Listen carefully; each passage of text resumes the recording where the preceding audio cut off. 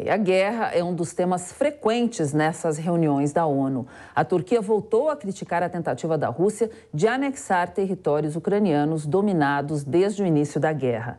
Nós vamos acionar agora o nosso correspondente internacional, Luca Bassani, que está em Munique, na Alemanha.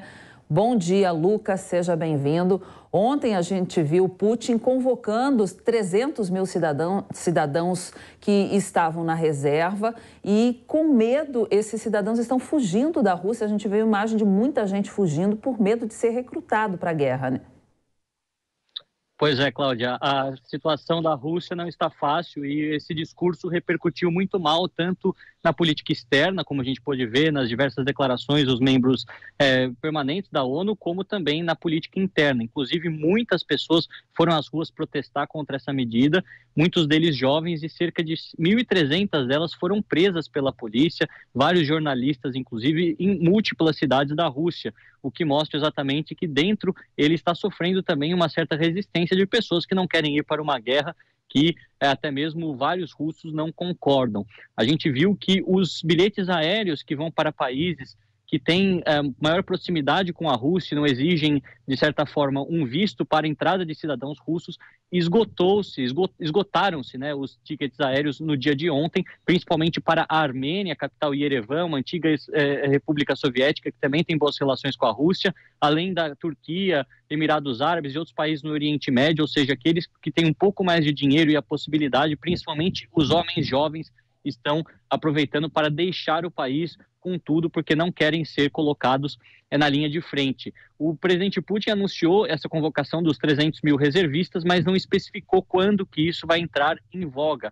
A grande questão é que ele dará prioridade àqueles com maior experiência militar e, preferencialmente, de algumas regiões. Só que, como na Rússia muitas pessoas têm algum tipo de treinamento militar ou foram já mandadas para alguma região do país para fazer treinamentos, isso aumenta a possibilidade de que vários homens, de forma aleatória, possam ser chamados, e inclusive ele tem um plano para alterar a Constituição, e aqueles que não aceitarem ou que fugirem do país podem ser colocados na prisão e responder por uma ofensa criminal, né, exatamente por ter se tornado parte da Constituição. É algo bastante complexo e, de certa forma, muitos analistas do Ocidente falam que mostram a fragilidade que ele sofre no campo de batalha na Ucrânia nas últimas semanas.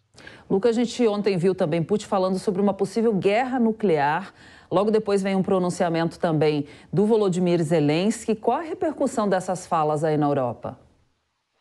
Aqui na Europa, as repercussões também foram de grande preocupação, porque eles seguem a mesma linha dita pelo presidente Biden. Uma guerra nuclear não deve ser nunca travada, e a guerra que não tem vencedores significaria a devastação de milhões e milhões de pessoas, de uma devastação ambiental também, se nós considerarmos o que isso causa também na natureza. E o grande porém é a questão dos referendos, porque uma vez que esses referendos muito contestados sejam feitos e aprovados, e a Rússia anexe de forma formal, pelo menos na sua visão, parte dos territórios ucranianos, qualquer tentativa militar do exército de Volodymyr Zelensky de reaver tais regiões poderia ser interpretada como um ataque no próprio território russo, o que justificaria, então, a utilização de armas nucleares por parte do presidente Putin para exterminar essa resistência. A gente vê que há grande dúvida sobre o fato dele não estar blefando ou não,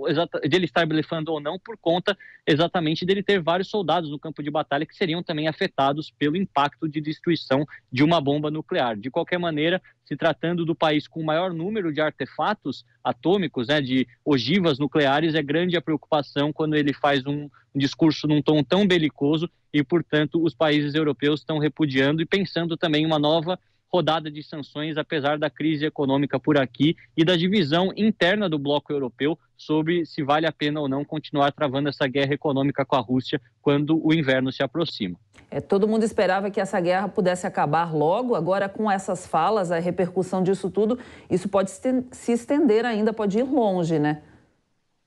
Pode sim, Cláudio. Inclusive, depois de amanhã, no dia 24, alcançaremos a marca de 7 meses de guerra e a paralisação desde março das conversas diplomáticas para negociar um cessar-fogo, negociar um eventual armistício, retirada de tropas. Então, a situação é bastante complexa. principalmente quando a gente olha novos crimes de guerra que estão sendo denunciados por parte da Ucrânia, essas valas comuns, salas de tortura em várias cidades do sudoeste do país e sudeste também, além, é claro, da própria questão econômica, o impacto que isso tem nas economias desenvolvidas e também ainda maior nas economias mais frágeis, as subdesenvolvidas, a questão da insegurança alimentar. Nós vimos ontem a análise, ou pelo menos o anúncio, melhor dizendo, do presidente Biden desse envio de cerca de 2 bilhões de dólares para um fundo que vai ajudar principalmente os países africanos a combater a fome, mas é uma grande incerteza, porque a gente sabe que neste período de inverno a safra geralmente é menor e se houver a paralisação do envio de todos